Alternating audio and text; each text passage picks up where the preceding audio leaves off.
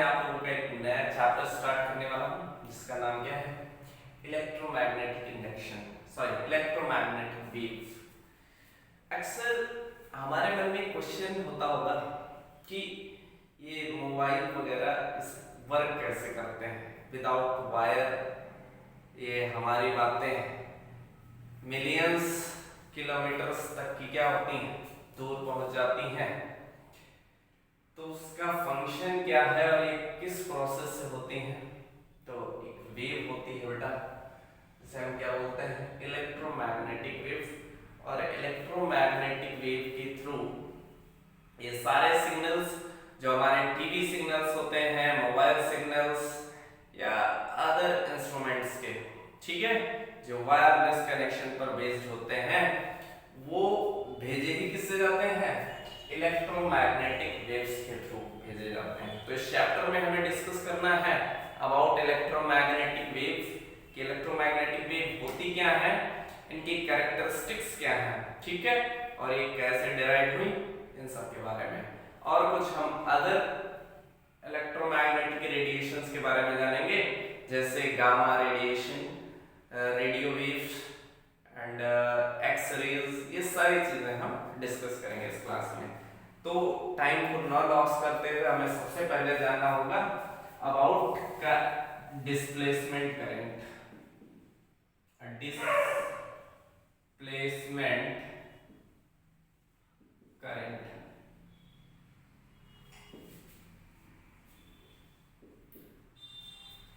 पहले तो हमें इसको अच्छे से पढ़ना था, बट इस सेशन में डिस्प्लेसमेंट करंट का टॉपिक रिमूव हो गया है। ऐसा नहीं है कि बिल्कुल रिमूव हो गया है, हमें उसके डेफिनेशंस और आगे जो हमें यूज होगा उसमें पढ़ना है। डिस्प्लेसमेंट करंट की बात वहां आती है जहां पर जैसे वायर है और वायर होने की वजह से क्या होती है, इसमें तो करंट फ्लो करेगी, तो वो जो करंट होगी वो हमारी कंडक्शन करंट होती है, ठीक है। बट अगर हम बात करें तो कोई चेंजिंग फ्लक्स है या हम कहते हैं कैपेसिटर है, और यहाँ पर पॉजिटिव पोटेंशियल करने पर यहाँ पर क्या जाता है, अपने आप बाय इंडक्शन क्या हो जाता है, नेगेटिव पोटेंशियल हो जाता है। और करंट क्या होती है, यहाँ से यहाँ, यानी यहाँ जो करंट फ्लो होती है वही करंट यहाँ भी फ्लो करती है। अब यहाँ कोई मीडियम नहीं है, इसके बावजूद क्या होती है, करंट पास हो रही है। इसका मतलब करंट क्या हो रही है, डिस्प्लेस हो रही है, ठीक है। तो डिस्प्लेसमेंट करंट वहीं पर इसका जिक्र किया जाएगा जहां पर कोई इलेक्ट्रिक फील्ड में चेंजेस हो रहे हैं या इलेक्ट्रिक फ्लक्स में चेंजेस हो रहे हैं, ठीक है। तो सिंपली लिख सकते हैं displacement current, displacement current is the current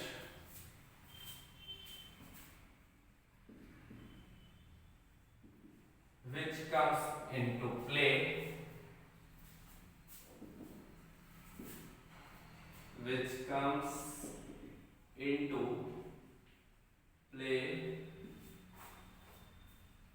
किस रीजन में, ऐसे रीजन में जहां पर इलेक्ट्रिक फील्ड या इलेक्ट्रिक फ्लक्स क्या हो रहे हैं, वो चेंज हो रही हो, ठीक है ना। comes into play in the region in which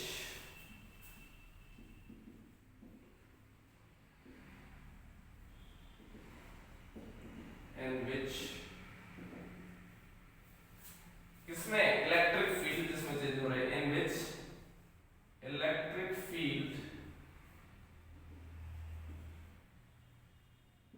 ठीक है, and electric flux, electric flux changing with time, ठीक है।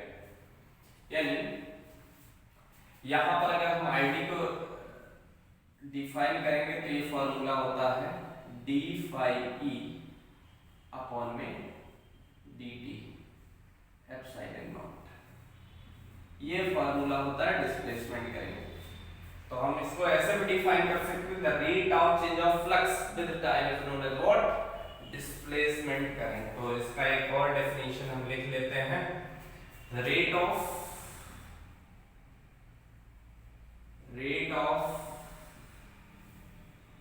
change of electric flux with time is known as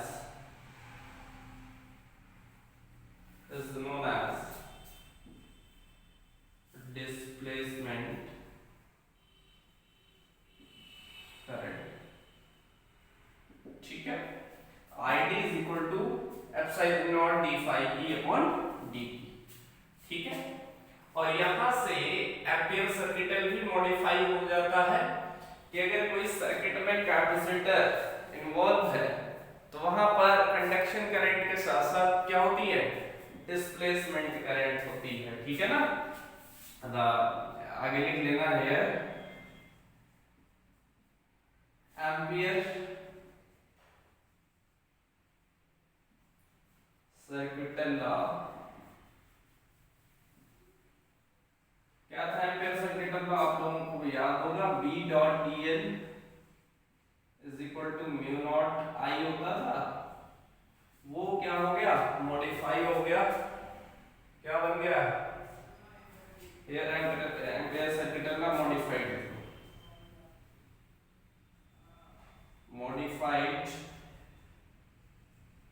और मॉडिफाई होके क्या बन गया, B dot dl is equal to mu naught I होगा, तो यहाँ पर हो जाएगा IC प्लस ID। ID का मतलब डिस्प्लेसमेंट करंट भी ऐड हो गया, d phi e by dt। ठीक है, नोट कर लीजिए फटाफट से।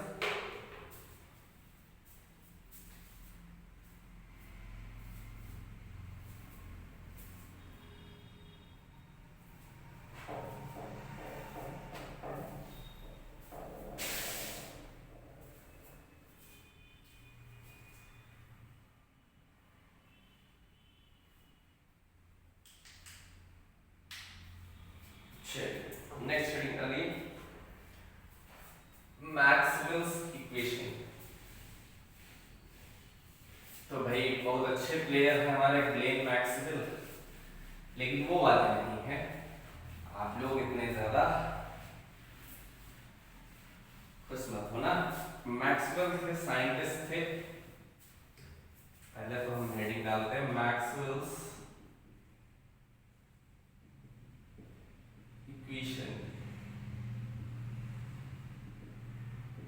इक्वेशंस। तो मैक्सवेल ने क्या किया, कुछ अलग इन्वेंट नहीं किया, इन्होंने क्या किया, जो इलेक्ट्रिसिटी और मैग्नेटिज्म से रिलेटेड जो भी बेसिक इक्वेशन थे, बेसिक लॉज थे, इन्होंने एक जगह डिफाइन किया। ठीक है, उन इक्वेशंस को, ठीक है, और उन्हीं के बेसिस पर इलेक्ट्रोमैग्नेटिक वेव की पटकथा लिखी इन्होंने। मतलब इन्हीं बेसिक फॉर्मूलाज की हेल्प से उन्होंने क्या निकाला, इलेक्ट्रोमैग्नेटिक वेव्स के एग्जिस्टेंस के बारे में पता किया।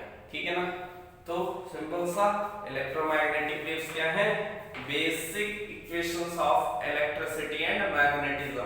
ठीक है, लिख लीजिए Maxwell's equations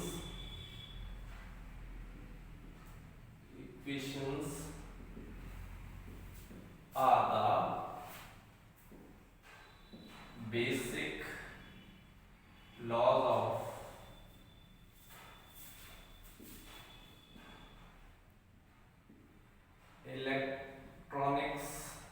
electrostatic, basic laws of electrostatics and magnetism. क्या बेटा, बेसिक लॉज है इलेक्ट्रोस्टैटिक्स के और मैग्नेटिज्म के, जो क्या करते हैं, हमें कंप्लीट डिस्क्रिप्शन देते हैं अबाउट मैग्नेटिक इंटरेक्शन की। ठीक है, तो simply which gives the complete description of all that electromagnetic electromagnetic interaction which give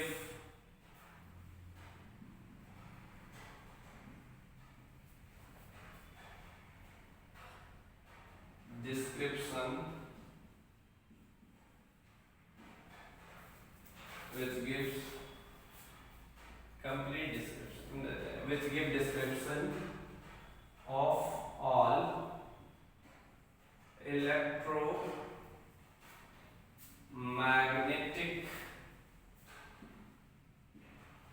interaction जो क्या करती हैं हमें complete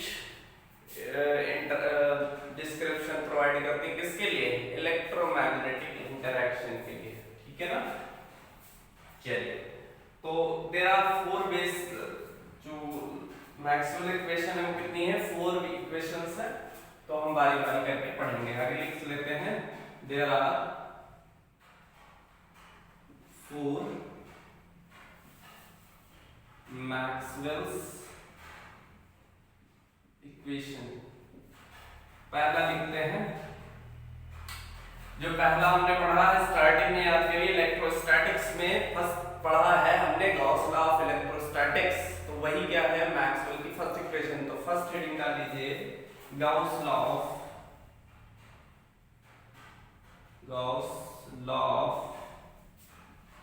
electrostatic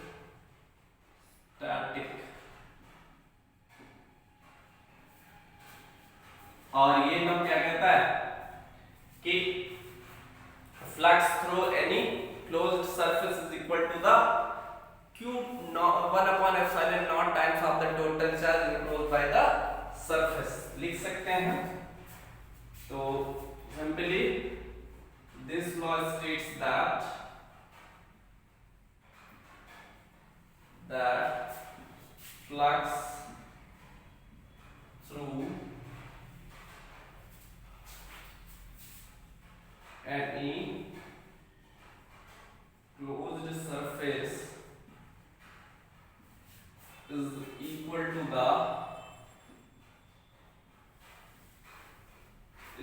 to 1/epsilon naught times of the total charge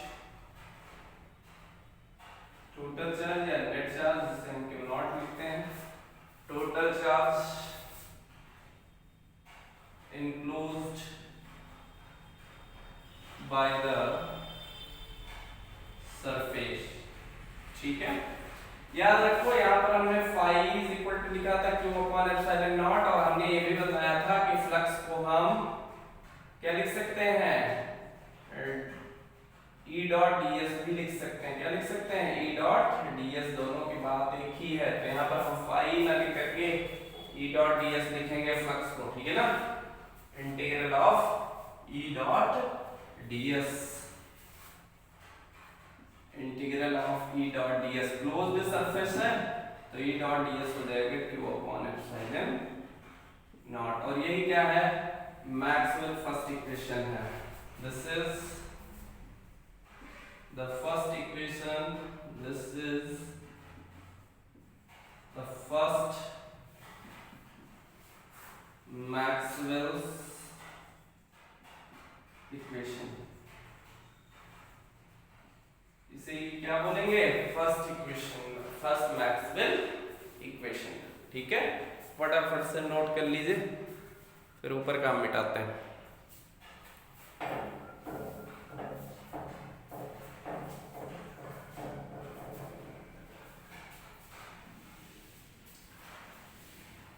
second है गॉस ने एक इलेक्ट्रोस्टैट्स का दिया था और दूसरा लॉ दिया था रिलेटेड टू मैग्नेटिज्म और ये बहुत इंपॉर्टेंट है सेकंड है Gauss law of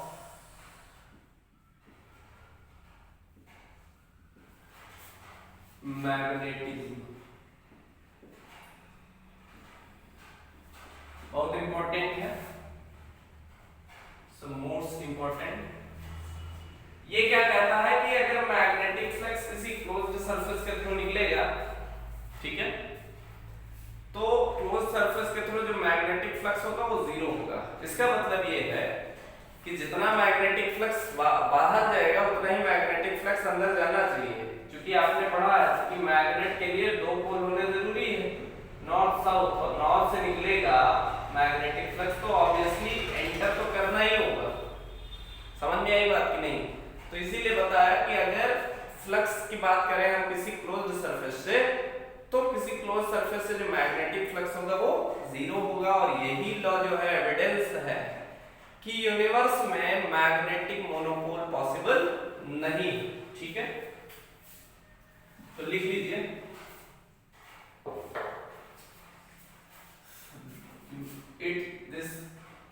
this law states that this law states that the magnetic flux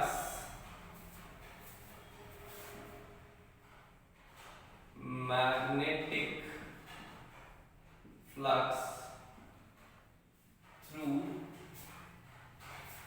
any closed surface is zero। यानी किसी क्लोज्ड सरफेस से क्या होगा, मैग्नेटिक फ्लक्स जीरो होगा। ऑलवेज जीरो लिख लो, ऑलवेज जीरो। इसका ये मतलब हुआ जो मैग्नेटिक फ्लक्स और मैग्नेटिक फ्लक्स को, क्योंकि यहाँ पर E डॉट ds लिखते थे, यहाँ पर क्या लिखेंगे B डॉट ds, क्या हो जाएगा जीरो। ठीक है ना?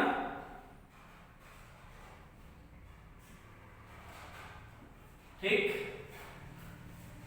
That is magnetic monopole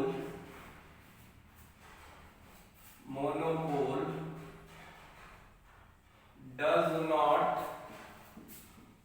exist in nature। यानी नेचर में मैग्नेटिक मोनोपोल एग्जिस्ट नहीं करता। यानी कोई मैग्नेट होगा तो उसमें नॉर्थ पोल होगा और नॉर्थ के साथ साउथ पोल लाई करेगा। ठीक है ना? और इसी लॉ को हम बोलते हैं, यही क्या है हमारा मैक्सवेल्स सेकंड इक्वेशन।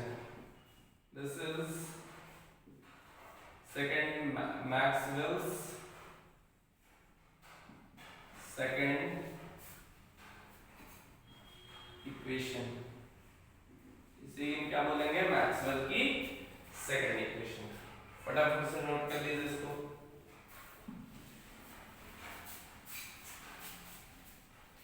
फिर हम बात करेंगे मैक्सवेल थर्ड इक्वेशन की।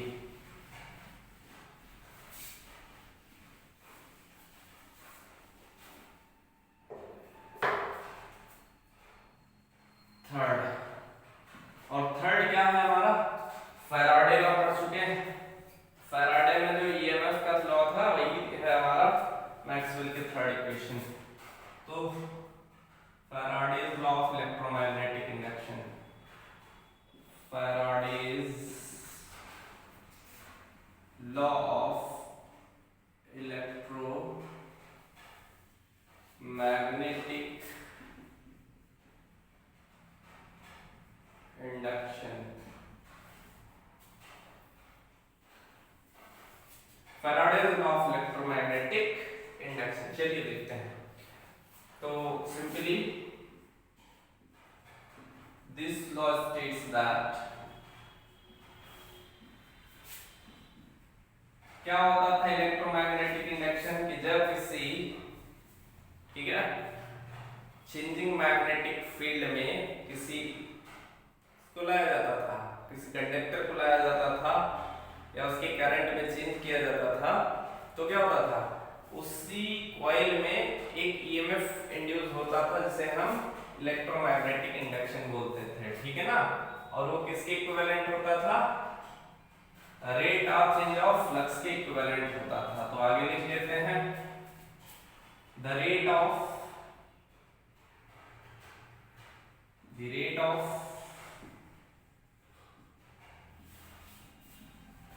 change of magnetic flux linked with any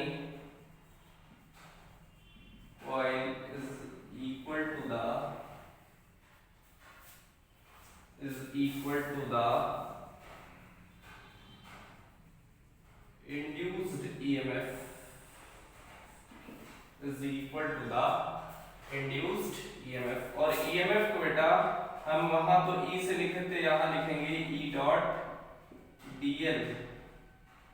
E dot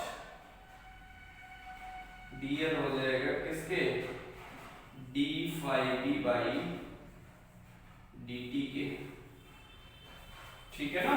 ये ई डॉट डीएल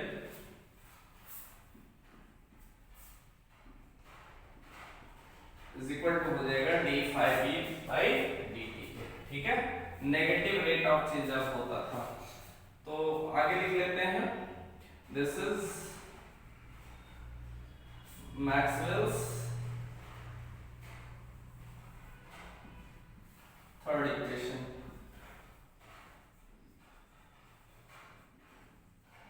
ठीक है ना। नोट कर लीजिए, फटाफट से नोट कर लीजिए, फिर फोर्थ इक्वेशन की हम बात करते हैं। जल्दी से नोट करिए।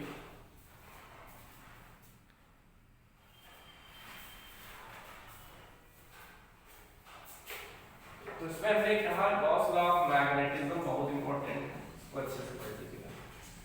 और ये फोर्थ है वो भी बहुत इंपॉर्टेंट है, जो modified form of Ampere circuital law है।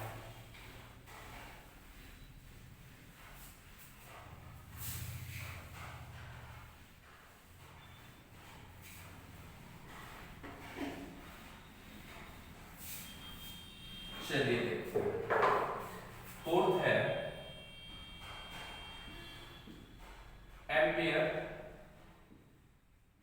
Maxwell circuital law.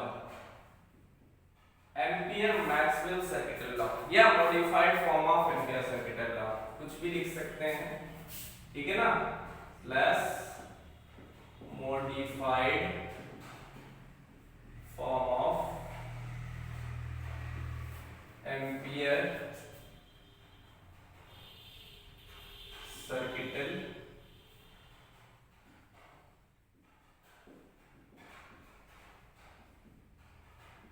law। लेकिन भाई ज्यादातर हम इसे किस नाम से जानेंगे, एम्पियर मैक्सवेल सर्किटल लॉ। तो इससे पहले हमने मैग्नेटिज्म में पढ़ रखा है एम्पियर सर्किटल लॉ के बारे में। Line integral of magnetic field is equal to the mu naught times of the net current enclosed by the line, ठीक है ना, या पाथ ऐसे बोलते थे। बट जब डिस्प्लेसमेंट करंट के बारे में मैक्सवेल भाई साहब ने बताया, तब इनका जो लॉ था वो क्या हो गया, गलत हो गया। उन्होंने बताया कि अगर सर्किट में कैपेसिटर इन्वॉल्व है तो उसमें क्या होगा, एक डिस्प्लेसमेंट करंट भी होगी, और डिस्प्लेसमेंट करंट होगी तो इसका मतलब क्या होगा, जो नेट करंट होगी वो सम ऑफ कंडक्शन करंट और डिस्प्लेसमेंट करंट के इक्वल होगी।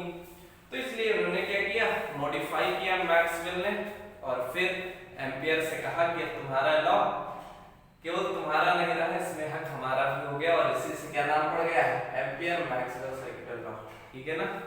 तो चलिए पढ़ते हैं।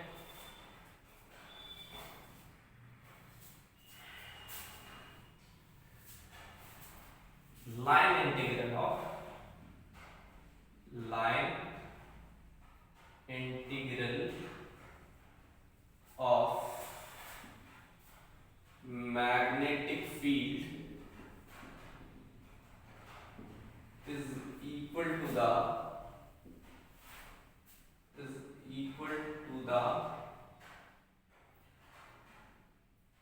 total is equal to the mu naught times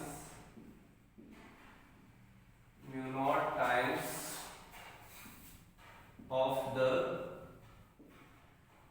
net current मतलब sum of conduction current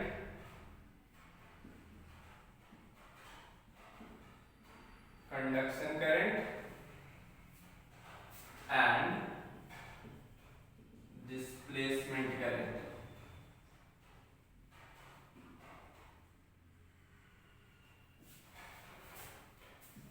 is equal to the net current enclosed by the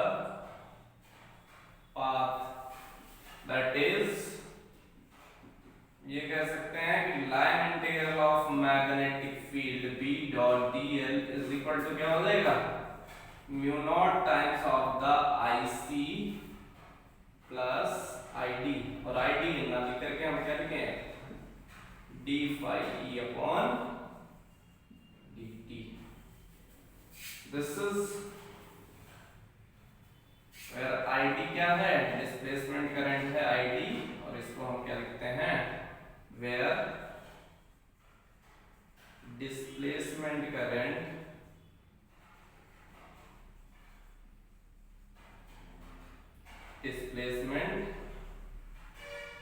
current id is equal to epsilon naught d phi e upon dt, यानी हम इसको लिख सकते हैं b dot dl is equal to mu naught ic plus id। ठीक है, this is fourth Maxwell's equation. ठीक है, तो ये थे 4 basic laws of Maxwell equation, ये basic laws of electromagnetism and electrostatics. ठीक है, नेक्स्ट क्लास में हम डिस्कस करेंगे अबाउट इलेक्ट्रोमैग्नेटिक वेव्स और कुछ अलग रेडिएशंस के बारे में। ठीक है, तब तक के लिए आप लोग पढ़ते रहिए।